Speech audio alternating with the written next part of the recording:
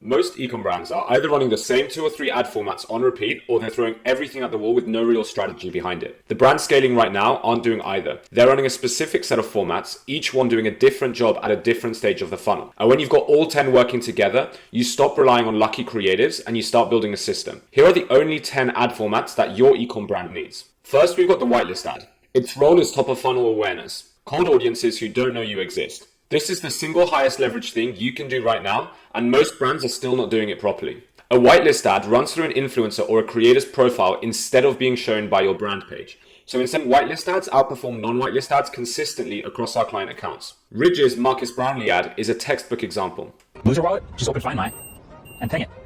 That's EDC done right. So this is basically analog tech. It's like using a phone from 2010. Ridge calls a traditional wallet analog tech and compares it to a 2010 phone. That positioning line would sound arrogant from your own brand, but from him it sounds obvious. And that's the power of whitelisting.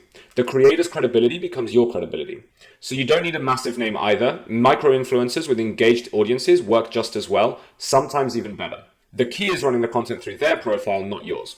Next, we've got the founder ad. Its role is top of funnel. Trust building and brand differentiator ads don't start with the product, they start with a problem. And ideally, it's one that the founder has personally experienced.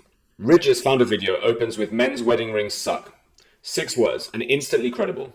Hike's founder opens by explaining they overproduced stock, framing a discount as a logistics reality rather than a manufactured urgency.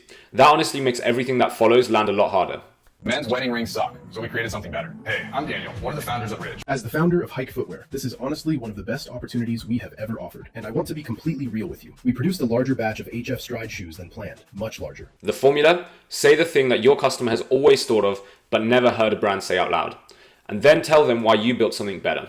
Next up, it's one of my favorites. It's the street skit / interview ad. Top of funnel, pattern interrupt, mass appeal. This format stops the scroll because it looks like something that actually happened, not something that was produced. And Water 2 does this brilliantly.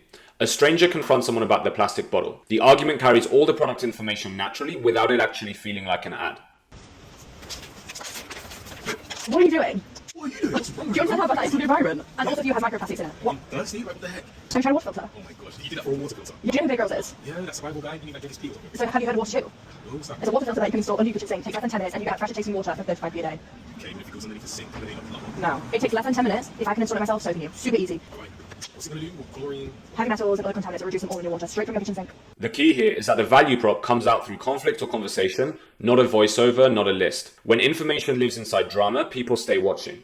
You need actors who can make it feel candid, not scripted. Exaggerated reactions help, and over-polishing it kills it. Next, we've got a classic, the UGC Yapper.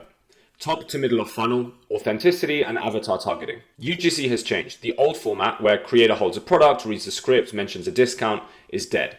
People scroll past it instantly. What's working now is what many people call the Yapper.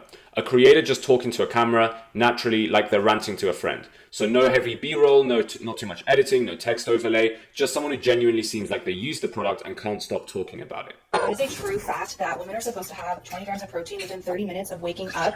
The reason being is that without that, especially if you're drinking coffee on the The operational challenge here is that you can't just hand a creator a rigid script. They have to adapt it into their own voice. The brands getting this right are finding the creators who are naturally like this and then giving them a loose brief as opposed to a word-for-word script so that it sounds more authentic. Since the Andromeda update, this format does double duty. It converts and it tells Meta exactly who to show the ad to based on who watches it. So a busy male athlete watching a video of another busy male athlete is a signal Meta acts on immediately. At number 5, we've got the fake return. This one's mainly middle of funnel, handling objections and adding social proof. It's one of the most underrated formats right now, and Surreal are running the best version of working. Now, I find these quite obvious, but these ads are doing really well right now. Another day, another return. Hello? Hi, yeah, I've been using your protein coffee for a month and I need to send it back. Okay, yo, what seems to be the issue? Well, first of all, I stopped buying protein shakes and I haven't ordered coffee in weeks. I'm not even snacking in the afternoon anymore. Ma'am, I'm sorry, that's literally the point. You replaced a $6 to $8 coffee, a $4 to $6 protein shake, and probably a $3 snack, all in one scoop. What makes this work is the third-party framing. Stats and benefits land a lot harder coming from someone reading off a box than from a creator selling direct. And handling price objection inside a return call feels natural. You're not being sold to, you're eavesdropping. Surreal's founder version adds another layer. The customer ends on, maybe you've convinced me, and that closely mirrors the viewer's own journey perfectly. Next, we've got the VSL, the video sales letter.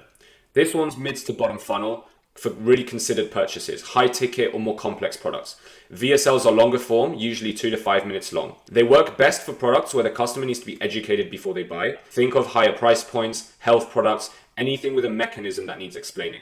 The Foldy VSL is one of the best I've seen recently, and they have loads in their ad account. It opens mid-story at an airport, and they create enough tension that stopping watching feels impossible. It's very fast-paced and quick cut. TSA stopped me at the gate, so I'm literally running to make my flight. Boarding pass shaking in one hand, coffee in the other, when TSA stops me dead at the gate. Not for liquids, not for my shoes. The agent goes, "Ma'am, where'd you get that bag?" I freeze. Everyone's staring. And I'm like, it's a Foldy? But my old suitcase? Norse Organics does this at an emotional level. It's not just here's what our product did, it's here's what our son's life looked like before, and here's who he became.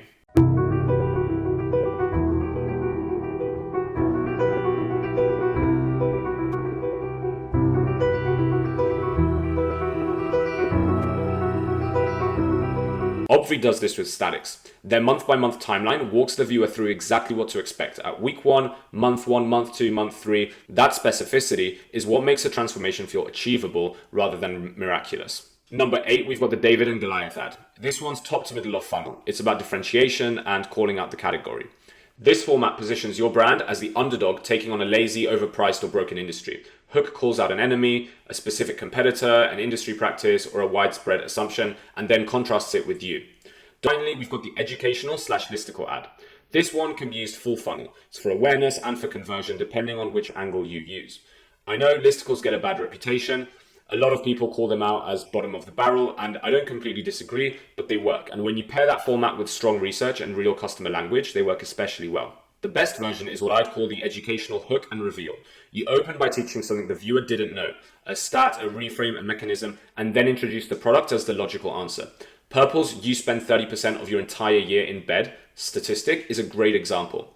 That line creates FOMO before a single product feature is mentioned. An obvious "eating more isn't fixing your hunger, here's why" static does the same thing in a single frame. It positions the brand as a helpful authority before making any ask. And that's the move. You want to educate first and sell second.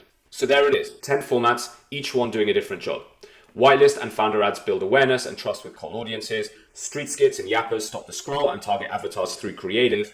Fake returns and VSLs handle objections for people who are already curious. Before and afters and emotional stories convert the skeptics. David and Goliath ads differentiate you from the category. And educational content works at every stage when the angle is right. The brands winning on Meta right now aren't running one or two of these. They're running all of them, testing into each format, finding the winners, and doubling down.